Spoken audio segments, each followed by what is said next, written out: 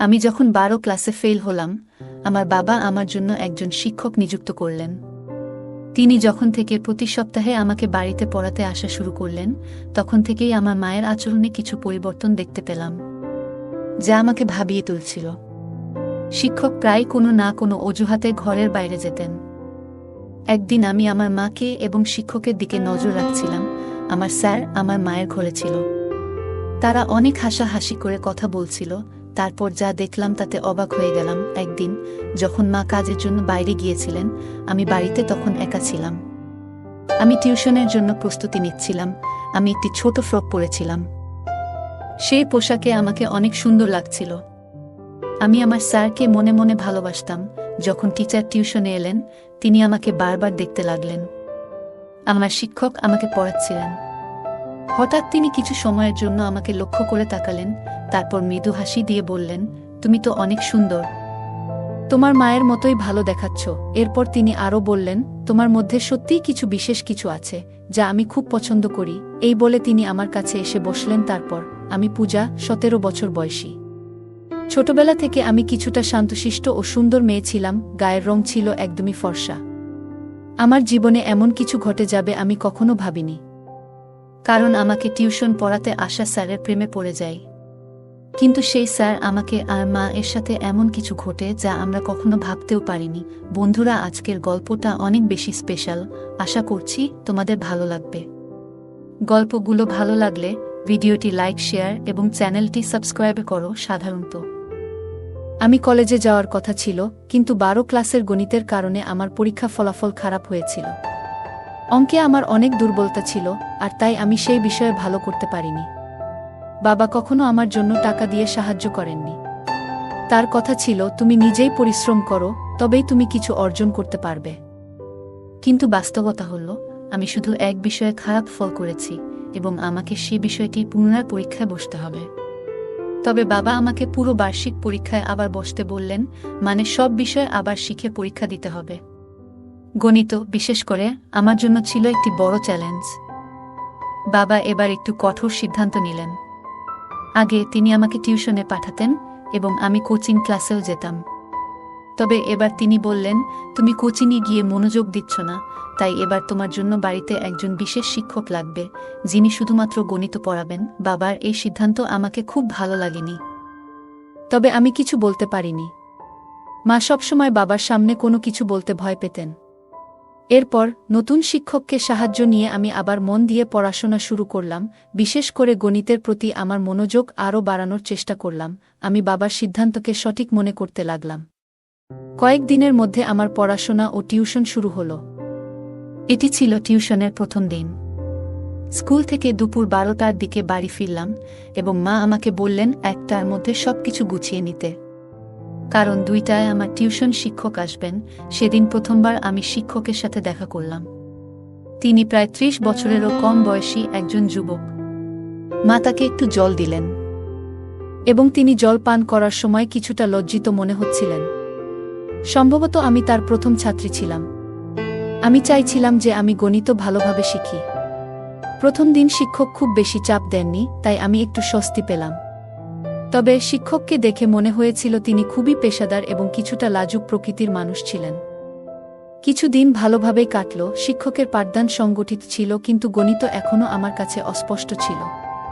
টিউশনের মধ্যে মাঝে মাঝে আমি ঘুমিয়ে পড়তে শুরু করলাম। যখন শিক্ষক পানির জন্য ঘর থেকে বের হতেন, তখন হঠাৎ করে আমার ঘুম চলে আসত এবং আমি 1 থেকে 2 ঘন্টা ঘুমিয়ে থাকতাম। শিক্ষক কখনোই আমার এ বিষয়ে কিছু বলেননি বা মার কাছে অভিযোগ করেননি।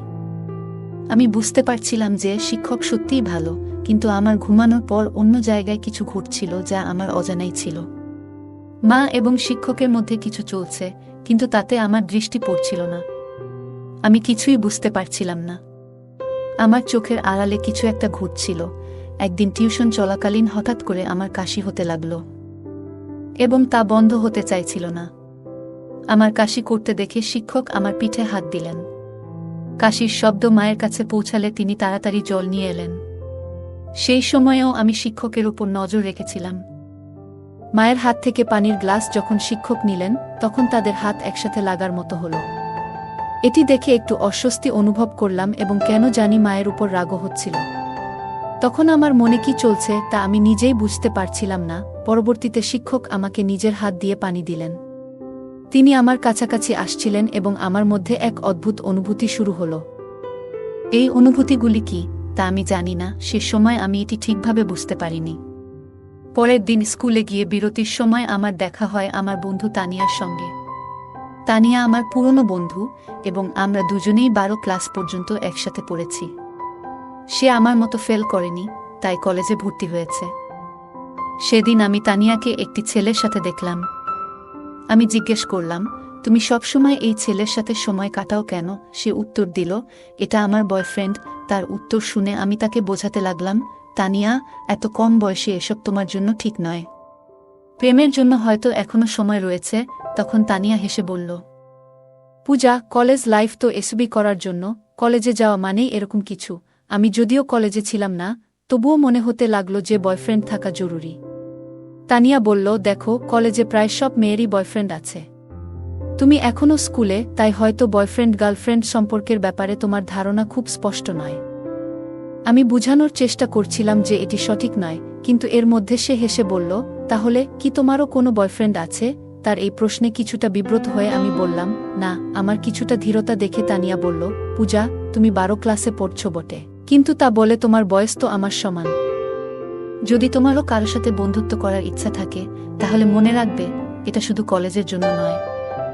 যদি কাউকে ভালো লাগে তবে তার সাথে কিছু সময় কাটাতে ভয় পাবে না। তানিয়ার কথাগুলো আমাকে ভাবাতে লাগলো। মনে হলো, যদিও আমি কলেজে নেই, তবুও আমার বয়স এমন যে আমি এসব অভিজ্ঞতা নিতে পারি। সে তখন বলল, যদি তোমার কারোর সাথে বন্ধুত্ব করতে হয়, তাহলে আমি তোমাকে আমার বয়ফ্রেন্ডের এক বন্ধুর সাথে পরিচয় করিয়ে দিতে পারি। আমি সঙ্গে সঙ্গে জানিয়ে দিলাম, না, আমি সেই জন্য প্রস্তুত নই। কারণ আমার বয়সের ছেলেদের প্রতি আমার বিশেষ আগ্রহ ছিল না। গত কিছুদিন ধরে আমার নজর কেবল আমার টিউশন টিচারের প্রতি ছিল। কখনো কখনো অনিচ্ছাকৃতভাবে টিচারের হাত আমাকে স্পর্শ করলে এক ধরনের অনুভূতি আমার মনে জেগে উঠত। তানিয়ার সাথে কথা বলে আমি বুঝতে পারলাম, যখন কাউকে ভালোবাসা হয় তখন এ ধরনের অনুভূতি হতে পারে।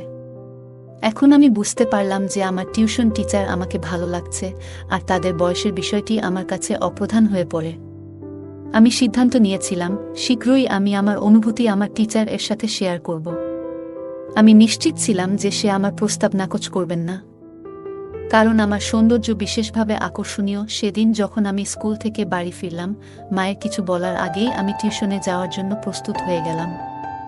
আমাকে তাড়াতাড়ি প্রস্তুত দেখে মা আমাকে প্রশংসা করে বললেন, আজ তো তুমি দারুণ প্রস্তুতি নিয়ে এসেছ। মা জানতেন না আমি কেন এত তাড়াহুড়ো করেছিলাম। কিছুক্ষণ পরে টিচার যখন আমার বাড়িতে এলেন, আমি শুধু তার দিকে তাকিয়েছিলাম। যখন স্যার আমাকে পড়াচ্ছিলেন, তখন আমার মন পড়ার দিকে ছিল না, বরং আমি তার দিকে মনোযোগী ছিলাম। হঠাৎ তার দৃষ্টি আমার দিকে পড়লে আমি তৎক্ষণাৎ অন্যদিকে তাকিয়ে গেলাম। টিচার বললেন, আমি একটু পানি পান করতে যাচ্ছি, তুমি এই প্রশ্নটা সমাধান করো। আমি মাথা নেড়ে সম্মতি জানালাম, কিন্তু আমার মন পড়ার উপর ছিল না, বরং আমার ক্রাশের দিকে। আমি তাকে মনে মনে ভালোবাসতে শুরু করছিলাম, কিন্তু আমি জানি না এই কথাটা তাকে জানাবো কিভাবে। কিছু সময় পর আমি আবার বিশ্রাম নিতে যাচ্ছিলাম। আমার খুব ঘুম পাচ্ছিল, কিন্তু নিজেকে জাগিয়ে রাখলাম। অনেক সময় পার হয়ে গেল এবং টিচার ফিরে আসলেন না। তাকে ডাকতে বাইরে গেলে দেখলাম সে হলরুমে মায়ের সাথে বসে আছেন। আমার টিচার মায়ের কাঁধে হাত রেখে গল্প করছিলেন, যা আমার কাছে একটু অদ্ভুত লাগল। আমাকে দেখেই সে মায়ের থেকে কিছুটা দূরে সরে গিয়ে বললেন, আমার একটু অলস লাগছে, তাই আমি তোমার মাকে বলেছিলাম আমার জন্য চা বানাতে। আমি মাথা নেড়ে কিছু বললাম না। মা বললেন, ঠিক আছে, আমি চা বানিয়ে নিয়ে আসছি। এই সময়ে তুমি পূজার টিউশন চালিয়ে যাও, আমি চা তোমার ঘরে নিয়ে আসব। টিচার আমার সাথে ফিরে ঘরে এলে আমি তার পাশে বসে কিছু গণিতের প্রশ্ন জিজ্ঞেস করতে লাগলাম। আসলে আমি কিছুই বুঝছিলাম না, কিন্তু ইচ্ছাকৃতভাবে বারবার তার কাছে প্রশ্ন করছিলাম। পড়ানোর সময় টিচার আমাকে একটি সংখ্যা লেখার জন্য বললেন, কিন্তু আমি ভুলবশত সেই সংখ্যা উল্টো লিখে ফেললাম। টিচার ভাবলেন আমি ভালো করে লিখতে পারছি না, তাই তারা আমার হাত ধরলেন এবং আমাকে সঠিকভাবে লিখতে শেখানোর চেষ্টা করলেন। সে যখন আমার হাত ধরেছিল এবং লেখার পদ্ধতি বুঝাচ্ছিলেন, তখন আমার মনে এক অদ্ভুত খুশির অনুভূতি হচ্ছিল। আমার প্রিয় ব্যক্তি আমার খুব কাছাকাছি ছিলেন এবং আমি তার দিকে হাসি মুখে তাকিয়েছিলাম। তখনই মা চা নিয়ে ঘরে এলো। মা দেখা মাত্রই টিচার আমার থেকে একটু দূরে সরে গেলেন, যেন মা তাকে শাসন করার জন্য এগিয়ে আসছেন। আমি মা এবং টিচারের সম্পর্কের দিকে বেশি লক্ষ্য করছিলাম না। আমার মন ছিল একমাত্র টিচারের দিকে। ভাবছিলাম কিভাবে তাকে আরও বেশি আকৃষ্ট করতে পারব, কিভাবে আমি তাকে আমার মনের কথা বলতে পারব। পরের দিন টিউশনের মাঝে টিচার আবার পানি খাওয়ার জন্য বেরিয়ে গেলেন। অনেক সময় হয়ে গেছে, কিন্তু টিচার ফিরে আসছিলেন না। তাকে খুঁজতে আমি ঘর থেকে বেরিয়ে গেলাম। সেই দিন তারা হোল রুমে নেই। মনে মনে ভাবতে লাগলাম তারা আবার কোথায় গেল। আমি মায়ের ঘর থেকে কথাবার্তার শব্দ শুনতে পেলাম। আমি ধীরে ধীরে মায়ের ঘরের কাছে গেলাম এবং দেখলাম দরজা একটু খোলা। দেখলাম টিচার মায়ের সঙ্গে সেখানে বসে আছেন এবং তারা একে অপরের খুব কাছে। টিচারের একটি হাত মার কাঁধে ছিল। এই দৃশ্য দেখে আমি অত্যন্ত হতবাক হলাম, কারণ আমি দেখলাম আমার মা আমার পছন্দের ব্যক্তির সাথে সময় কাটাচ্ছেন। সেই মুহূর্তে আমার মন ভরে গেল রাগে। আমি দ্রুত কিচেন থেকে একটি কাচের গ্লাস জল নিয়ে এসে মার ঘরের সামনে গ্লাসটি জোরে ফেলে দিলাম। ওই শব্দে তারা দুজনই তৎক্ষণাৎ বাইরে এসে পড়লেন। মাকে দেখার পর আমি বললাম, বিপত্তি হয়ে গেছে, গ্লাসটি হাত থেকে পিছলে গেছে। কিন্তু টিচার উল্টো প্রশ্ন করে বললেন, তুমি এখানে কি করছো? আমি সোজাসুজি তাদের দিকে তাকালাম এবং টিচার আমাকে বললেন, তোমার মায়ের মোবাইলের সমস্যা দেখা দিয়েছিল, তাই তোমার মা আমাকে এখানে ডেকেছিলেন। তার ভয়ে ভয়ে কথা বলার ধরন যা বুঝিয়ে দিল যে তাদের মধ্যে এক বিশেষ সম্পর্ক ছিল, যা আমার কাছ থেকে আমার মা আর আমার স্যার লুকাতে চাচ্ছে। কিন্তু আমি তো মার মেয়ে এবং আমি জানতাম যে আমি আমার মায়ের থেকে বেশি তরুণ ছিলাম। টিচার অবশ্যই আমার প্রতি আকৃষ্ট হতে বাধ্য ছিল। এখন আমার পরিকল্পনা ছিল কিভাবে টিচারকে আকর্ষণ করব। সেই দিন কিছু করতে পারলাম না, কারণ টিউশনের সময় শেষ হয়ে গেল। কিন্তু আগামী দিনে আমি নিশ্চয়ই কিছু করার চেষ্টা করব। একদিন যখন আমি টিউশনের জন্য প্রস্তুতি নিচ্ছিলাম, আমি একটি ছোট ফ্রক পরেছিলাম। সেই পোশাকে আমাকে অনেক সুন্দর লাগছিল, আর আমি একটু হালকা করে সেজেছিলাম। যখন টিচার টিউশনে এলেন, তিনি আমাকে বারবার দেখতে লাগলেন। পড়াশোনা শুরু হলে কথার মধ্যে আমি তার হাত আমার পায়ের কাছে রাখলাম। এরপর বেশ কিছু সময় ধরে টিচার তার হাত আমার পায়ের কাছ থেকে সরালেন না। এতে বুঝতে পারছিলাম যে তিনি ক্রমশ আমার প্রতি আকৃষ্ট হচ্ছেন। সেদিন সময় কেটে গেল, কিন্তু প্রতিদিনের মতো টিচার পানি খেতে বা অন্য কোনো কারণে ঘর থেকে বেরিয়ে যাননি। বরং তিনি আমাকে হাত ধরে পড়াতে লাগলেন এবং মাঝে মধ্যে আমার দিকে তাকাচ্ছিলেন। এটি আমার কাছে খুব ভালো লাগছিল। হঠাৎ করে মা এসে যান। যখন তিনি দেখলেন টিচার আমার হাত ধরে পড়াচ্ছেন, তার চোখ বড় হয়ে গেল। মা চায়ের প্রসঙ্গে টিচারকে সেই ঘর থেকে বাইরে নিয়ে গেলেন। আমি স্বভাবতই টিচারের পেছনে চলে গেলাম। টিচার সরাসরি মায়ের ঘরে না গিয়ে বাইরে হলের একটি কোণে বসে থাকলেন। মা আমাকে কিচেনে নিয়ে গিয়ে গম্ভীরভাবে বলতে লাগলেন, তুই আর ছোট নেই, এইভাবে অচেনা মানুষের সামনে ছোট পোশাকে ঘুরে বেড়াতে তোর কিছু মনে হয় না?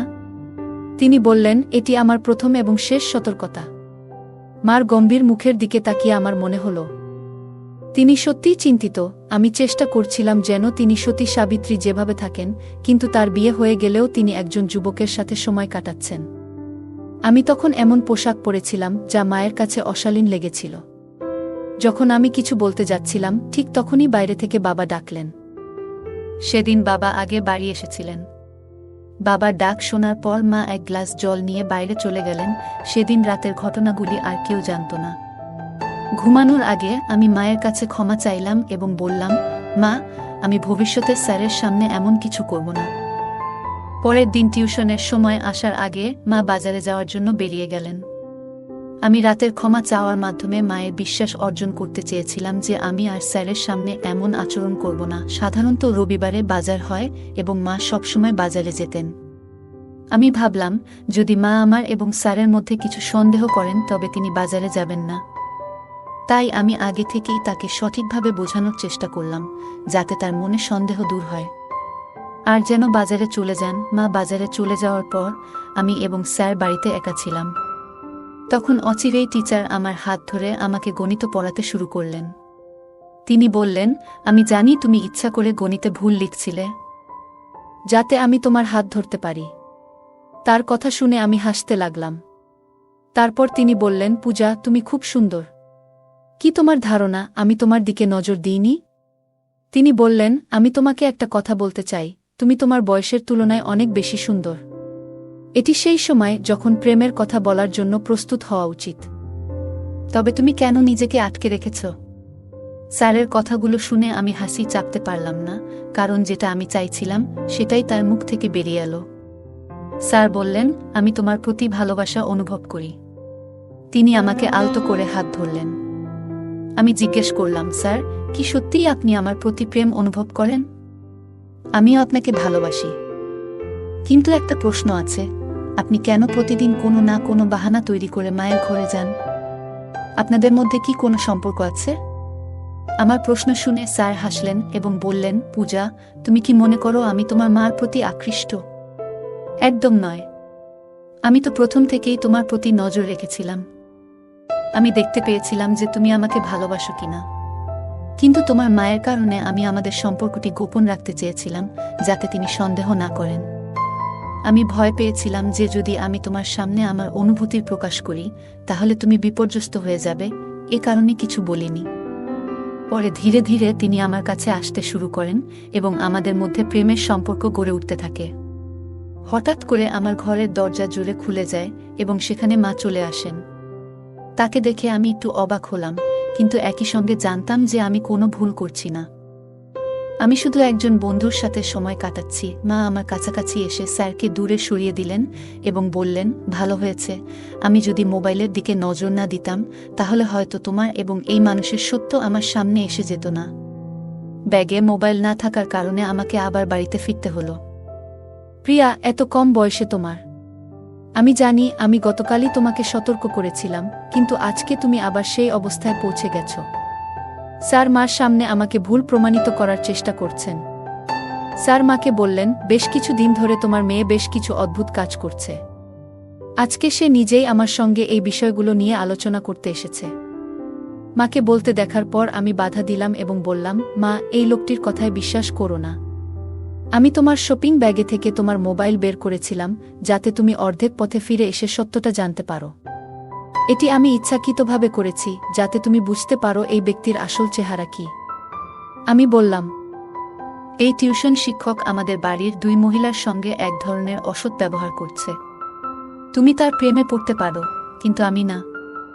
আমি কয়েকবার তোমাদের দুজনকে একসঙ্গে দেখেছি। তাই আমি এই সব ঘটনাকে সাজিয়েছি যাতে তোমার কাছে এই লোকটির সত্যি মুখোশ খুলে দিতে পারি। যখন স্যার পড়াতে আসেন ঠিক তখন আমি মায়ের মোবাইলে ভিডিও রেকর্ডিং শুরু করে দিই এবং সেটি ঘরের এক কোণে রাখি। যে কোনো কিছু তিনি মায়ের সম্পর্কে বলতেন সবকিছু সেই মোবাইলে রেকর্ড হয়ে গিয়েছিল। যখন মা সেই ভিডিওটি দেখলেন তিনি বুঝতে পারলেন যে স্যার তাদের সাথে প্রতারণা করছেন। মা সেই নালায়েককে পুলিশে দেওয়ার হুমকি দিলে তিনি সেখান থেকে পালিয়ে গেলেন। এরপর মা বললেন, পূজা, আমি অনেক ভুল করেছি, আমি জানি, কিন্তু আমি কি করব? তোমার বাবা আমাকে তেমন সময় দেন না। যেদিন তোমার টিউশন শিক্ষক বাড়িতে এসেছিল সেদিন থেকেই তার সাথে আমার কথা বলা শুরু হয়। তখন আমি মনে করেছিলাম সে আমার মন বুঝতে শুরু করেছে। তার মিষ্টি কথায় আমি এমনভাবে আবদ্ধ হয়ে পড়েছিলাম যে তার স্বার্থপর প্রেমকে আমি সত্যিকারের মনে করতে শুরু করেছিলাম। আমি তো এতটাই তার প্রেমে মজেছিলাম যে তোমার কথা পর্যন্ত ভুলে গিয়েছিলাম। মা আরও বললেন, আমি সেই নালায়েকের সাথে বিয়ে করার কথা ভাবছিলাম, কিন্তু জানতাম না যে তার তোমার প্রতি এমনই ঘৃণ্য দৃষ্টি রয়েছে। সে আমার সাথে প্রেমের নাটক করে কিন্তু তোমার সাথেও সময় কাটানোর চেষ্টা করছিল, এটি আমি বুঝতে পারিনি। তোমার বাবা সব কিছু করেন, যখন আমি যা কিছু চাই তা দেন, কিন্তু শুধু অর্থ দিয়ে একটি সম্পর্ক চলে না। ভালোবাসা ও মতবিনিময়ও প্রয়োজন। কিন্তু আমাদের মধ্যে তো এসব কিছুই ছিল না। এই কারণে যখন আমাকে অন্য একজনের কাছ থেকে একটু ভালোবাসা পেলাম আমি তাতেই গা ভাসিয়ে দিলাম। আমি সত্যি খুব বড় একটি ভুল করেছি। মা যে ভুল বুঝতে পেরেছিলেন। আমিও স্যারের প্রেমে পাগল হয়ে পড়ছিলাম, কারণ আমার বন্ধুরা তানিয়া আমাকে নেতিবাচক বিষয়গুলো সম্পর্কে ভালোভাবে শিক্ষা দিয়েছিল। তানিয়া আমাকে প্রেমের প্রকৃতি সম্পর্কে জানিয়েছিল। কিছুদিন পর সে আমাকে তার ব্রেকআপের গল্প শুনিয়েছিল, যেখানে তার আগের প্রেমিক মিষ্টি কথাবার্তার মাধ্যমে তার কাছে নেতিবাচক আচরণ করেছে এবং পরে সমস্ত সম্পর্ক ছিন্ন করে ফেলে। যে মেয়ে আমাকে প্রেমের অর্থ বোঝালো, সেই মেয়ে আমাকে প্রেম এবং প্রতারণার মধ্যে পার্থক্য বোঝাতে সাহায্য করেছিল। তানিয়া যা জানিয়েছিল তা শুনে আমি সতর্ক হয়ে উঠলাম, এবং এই কারণে আমি মা এবং নিজেকে ওই নালাজক টিউটরের নজর থেকে রক্ষা করতে পারলাম। ওই ঘটনায় মা আমার সঙ্গে প্রতিজ্ঞা করেছিলেন যে তিনি আর কাউকেই তার অনুভূতি শেয়ার করবেন না। আমিও ঠিক করেছি যে আমি কাউকে অপ্রয়োজনীয় বিষয়গুলোতে জড়িয়ে পড়ব না। আমি মনোযোগ দিয়ে পড়াশোনা করব এবং বাবার স্বপ্ন পূরণ করব। প্রিয় বন্ধুরা, এটা মনে রাখা জরুরি যে জীবনের একজন সঙ্গীর ভালোবাসা কেবল অর্থের উপর নির্ভর করে না। সময় মতো সঙ্গীকে সময় দেওয়া এবং তাদের অনুভূতিগুলো বোঝা জীবনের একটি মৌলিক প্রয়োজন। প্রত্যেক সঙ্গীকে এটি বুঝতে হবে, নইলে যদি হঠাৎ কোনো তৃতীয় ব্যক্তির সামনে আপনার অনুভূতি প্রকাশ করেন, তাহলে ওই ব্যক্তি এটি সুবর্ণ সুযোগ হিসেবে নিতে পারে। ভালোবাসা পাওয়ার জন্য কিছু কথা বলাটা গুরুত্বপূর্ণ, কিন্তু এটি কোনো যুদ্ধ নয়, বরং সঙ্গীর প্রতি সত্যিকারের ভালোবাসা। যে কোনো পরিস্থিতিতেই ভালোবাসা তাদের কাছেই প্রকাশ করতে হয়। জীবনে অনেক সময় আমরা সহজে মানুষের কথায় বিশ্বাস করে ফেলি, কিন্তু গুরুত্বপূর্ণ যে আমরা সব সময় সতর্ক থাকতে পারি। যে ব্যক্তি আমাদের খুব কাছে আসতে চায়, তার উদ্দেশ্য কি তা বোঝা অত্যন্ত জরুরি। ভালোবাসা শুধু মিষ্টি কথায় বা বাহ্যিক আচরণে নয়, বরং এটি ভিত্তি করে একে অপরের প্রতি বিশ্বাস, শ্রদ্ধা এবং আন্তরিকতার উপর। ভালোবাসা কখনো প্রতারণার মতো হতে পারে না, আর সম্পর্কের মধ্যে সৎ ও খোলামেলা থাকা উচিত। যে কোনো পরিস্থিতিতেই নিজের সম্মান এবং আত্মমর্যাদা রক্ষা করা অত্যন্ত গুরুত্বপূর্ণ। কখনো এমন কোনো পরিস্থিতি তৈরি হলে যেখানে আমাদের সম্মান বা নিরাপত্তা হুমকির মুখে পড়বে, তখন তা থেকে বের হয়ে আসতে হবে। এখানে স্যারের আচরণ ছিল প্রতারণামূলক, তবে মা প্রথমে তা বুঝতে পারেননি। গল্পটি আমাদের শেখায় প্রেম এবং সম্পর্কের মধ্যে স্পষ্ট পার্থক্য থাকা উচিত। ভালোবাসা কখনো কারো দুর্বলতা বা অপব্যবহার করে না, তা একে অপরের সম্মান ও সহযোগিতায় ভিত্তি করে গড়ে ওঠে। কখনো যদি কোনো সম্পর্কের মধ্যে একপাক্ষিক বা একতরফা কিছু ঘটে, তবে সেটি প্রেম নয়, বরং প্রতারণা। গল্পের শেষে মা ও পূজা একসঙ্গে সিদ্ধান্ত নিয়েছিল যে তারা আর কাউকেই নিজেদের জীবনে সময় দিতে বা তাদের অনুভূতিতে জায়গা দিতে চাইবে না, যারা তাদের নিরাপত্তা বা মনের শান্তিকে ক্ষতিগ্রস্ত করতে পারে। এই সিদ্ধান্ত তাদের জীবনে ইতিবাচক পরিবর্তন আনতে সাহায্য করেছিল। নেতিবাচক পরিস্থিতি থেকেই মানুষ অনেক কিছু শিখে এবং তার থেকে উপযুক্ত সিদ্ধান্ত নিয়ে নিজেদের জীবনকে সুন্দর করে তুলতে পারে। বন্ধুরা, যদি এই গল্পটি ভালো লেগে থাকে, তাহলে দয়া করে ভিডিওটি লাইক করুন এবং আমাদের চ্যানেলটি সাবস্ক্রাইব করুন। পাশে থাকা বেল আইকনটি প্রেস করুন, যাতে করে আমরা যখনই নতুন ভিডিও আপলোড করি, তার নোটিফিকেশন সবার আগে আপনার কাছে পৌঁছে যায়। ধন্যবাদ। দেখা হবে আমাদের পরবর্তী ভিডিওতে।